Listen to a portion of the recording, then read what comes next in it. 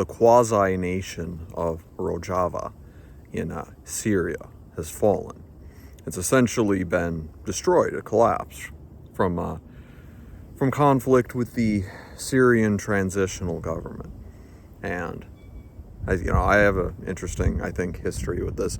Around the time when ISIS was at its height, I really hated ISIS, and I was tempted to go and volunteer to fight them in some capacity. And in retrospect, it's a very good thing that I didn't, and I didn't try. And at the time, even though I knew it wasn't realistic because I had no military experience, or I wasn't a good candidate for that kind of thing, which is totally fair, and I recognize that it was, but nonetheless, the temptation, was very strong because I was appalled by the atrocities coming out of Syria and Iraq, and and I was desperate to do something. On some level, I wanted revenge against the Islamic State and what they were doing, and so so I, at the time, I was impressed by this idea of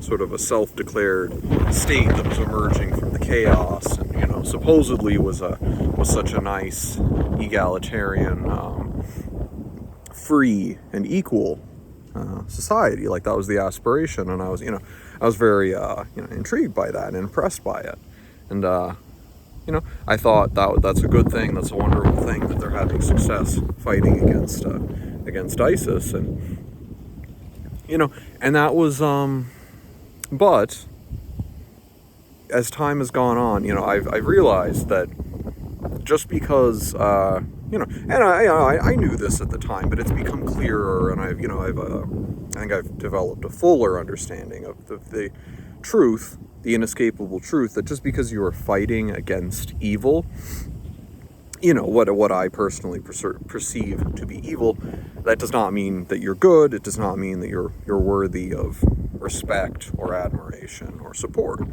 And that's the case with the Kurdish rebels and their quasi-state, their little pseudo-state they were trying to run. They're trying to carve out of Syria's chaos in the midst of the civil war. And so it is good that they they helped defeat ISIS, and it's I'm not saying they were as bad in every way, but at the same time, I see now that they were really just the other side of the coin. That they were just the sort of left-wing ISIS in a way. They weren't the good guys. They were just a different kind of bad guys. Because really, what did the Kurdish rebels represent? They wanted to carve out their own country. I know officially they claim to be in favor of union with the rest of Syria, and just supposedly they just wanted to reconstitute the country under freer lines and that kind of thing. I don't think, with the benefit of hindsight, I don't think that was ever true. I think that was just something. I think they perhaps wanted to and hoped to. I think they had the vain hope of ruling over the country themselves. So in that sense, they might have supported a reunified Syria. But basically they just wanted to carve out their own little domain with their own extremist ideology. And so they weren't really any different than ISIS, not in the grand scheme of things. They were just different, different shades of evil. They were just, different shades of black, different morally bankrupt groups that used violence and intimidation and, ethnic cleansing, forced conversion in a way. They just used these things to accomplish their goals, and they did so shamelessly, just like the Islamic State. And so both were bad. Although I'm certainly not saying the new Syrian government is good. They've done terrible things too. I think they might be less bad than Rojava, than the Syrian Democratic Forces, than the Kurdish rebels. I think at the very least, I guess it's good that the Syrian government has crushed them, 'cause at least they can't continue doing what they've been doing. And what have they been doing? You might ask, like, why do I think they're bad? Well, all accounts are that the Rojavans, the SDF, they basically sought revenge against the Arab population of the territories they controlled. It seemed like they really, and so they were just a different kind of evil. They weren't the good guys. Like I once believed them to be, good guys in a way because they were fighting against such an extreme kind of evil. But in retrospect, that doesn't mean that they were good. And because another thing, just putting aside their morality and whether they were the good guys or not, I think this demonstrates why the idea that some people have. A lot of so-called socialists, so-called anarchists, they have this idea, like the people who subscribe to a more decentralized notion that you can have socialism without a strong central authority, like without it becoming communist, that kind of thing.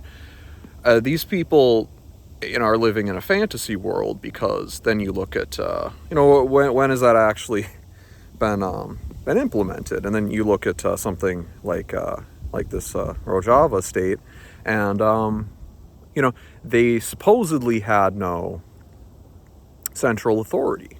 I think that might be a bit of a stretch of some of their propaganda, but they were somewhat decentralized in practice. And what happened? They couldn't defend themselves. They couldn't really function like a state. They couldn't really function. They couldn't defend their territory, couldn't build any real infrastructure. They couldn't do anything that is required of a true state. And they were defeated. The Syrian army came in. They had, they had some skirmishes. They fought, and the entire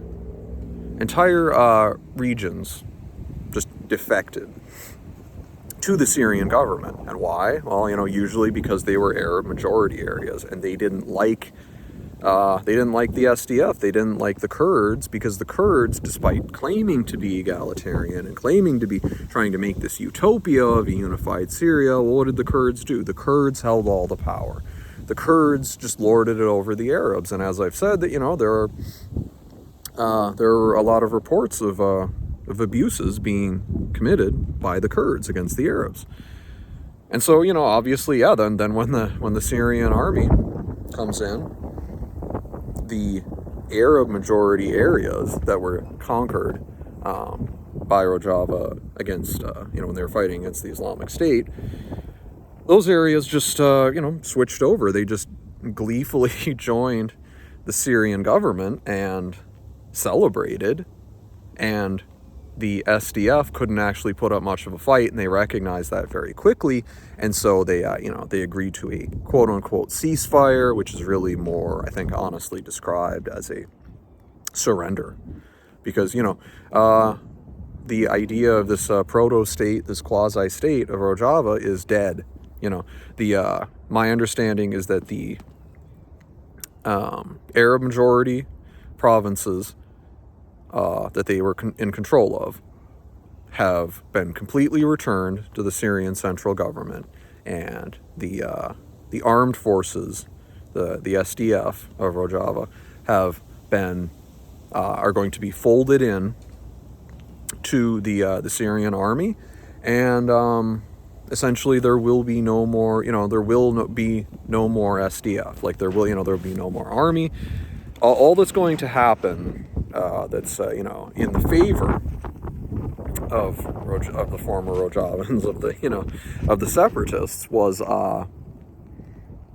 that the Kurdish province will seemingly remain under their control, and that's it. But they are essentially, they are just part of Syria once again. They are there's no more independence for them. And they completely folded and recognized, at least it's a good that they recognized that they couldn't keep fighting, and they recognized that it would be hopeless to, to fight to the death, so, to spare their people suffering.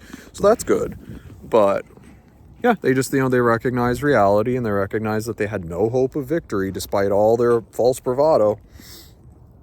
Or, maybe saying it's false bravado is a mistake, because that's another point I want to make, is that, what ultimately led to the demise of Rojava was that they believed their own propaganda. And that's one of the worst things any person or any nation or any state, any army, anybody on any level can do, is believe you never want to believe your own propaganda.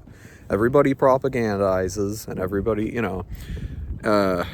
you never want to start believing your own hype, and you never want to start thinking that you're invincible. You never want to start getting too deep into, your own, so like the myths you cultivate about yourself and the cause that you're fighting for and how good you are.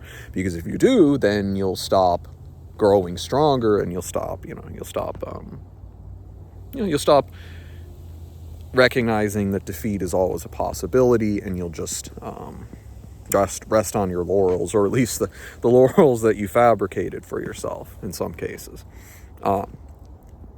Because what do most of what I would say probably like 98% of the world, of the human population, probably doesn't even have the slightest idea that this pseudo-state of Rojava even ever claimed to exist. It's not like it was ever a popular subject or anything, except among certain communities and certain groups of people who liked their politics, and so they talked them up, and they made it out to be this amazing thing. But I would say that most of what the few people on Earth who ever knew of Rojava, during its existence, I'd say, what they probably just consumed their propaganda, the propaganda perpetrated by other Western, their Western allies, because what did they do? They talked up the fact that they used a lot of women in a military capacity, and they had so many female soldiers, and they put such an emphasis on supposed gender equality and that kind of thing. And so what were people doing? Well, they were consuming the propaganda. They were putting too much stock in the lies, or at least the exaggerations that the Rojavans were putting out. They believed that too much. They said, look at this amazing social experiment, and this is the future of the world, and all this kind of nonsense. And it wasn't, and it was never going to be. It was always just a lie. It was never real. And also, I think, at the risk of being controversial, I think this demonstrates why it is a bad idea to put a lot of women, in combat roles in your military. I'm not saying you can't have some, but I could be misremembering this, but I think I read that it was like 40% of soldiers were female in the SDF, or maybe I might be thinking, and thinking of the like the women's protection units and like the people's protection units that they had. But regardless, they made a big deal about how many women they had in combat, and that that worked when they were fighting the Islamic State, because the United States was helping them. The United States was doing all the heavy lifting and providing all the all the firepower, all the logistics, all the coordination, all the leadership. And so the Rojavan military forces, paramilitary forces, were able to just serve the role of basically boots on the ground, and they were able to advance and hold territory under American cover and under American leadership and with, but they weren't really doing, they weren't the fearsome force that they liked to portray themselves as. They were just, it's kind of like, I don't know, it's like if you were like helping someone out by lifting, 80% or more of a heavy object, and then you had someone much weaker, helping to lift it, and you let them think they were lifting much more than they were. And you let them believe that they were much stronger than they were, and then they started that, but then they actually believed it, and that's the problem. If you start believing it, then, and you're going to take on adversaries that are much stronger than you, and you'll end up getting into trouble. And that's what happened, is that the Rojavans overestimated themselves, and now they are destroyed and defeated, and their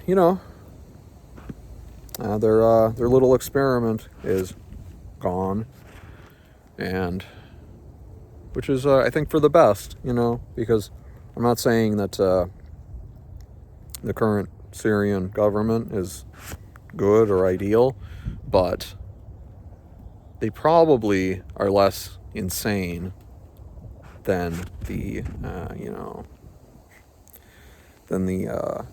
crazy half-wits running Rojava, who believe they could create some kind of utopia without a government.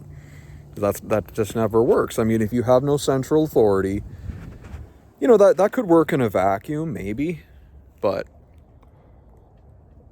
anyone who really thinks that anarchism or like a decentralized socialism could work in the real world, I think is kidding himself. I don't think any reasonable people really believe that, because how is that? How do you defend yourself against any external threat whatsoever? The best you could do is put up a token resistance, but you can't really defend yourself. You're just going to be overpowered and overpowered and conquered by someone with more strength.